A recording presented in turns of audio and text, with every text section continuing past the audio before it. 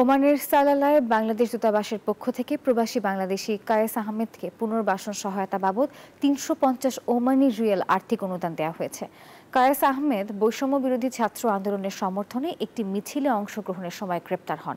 পরবর্তীতে মুক্তি পাওয়ার পর তার পুনর্বাসনে বাংলাদেশ দূতাবাস এই অর্থ সহায়তা দিল।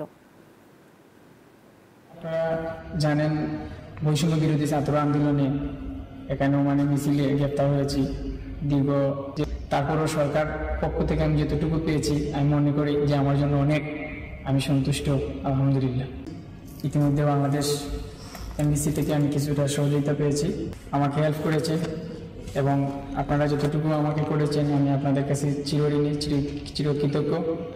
আমি এবং আমার পরিবার আপনাদেরকে দোয়া করব।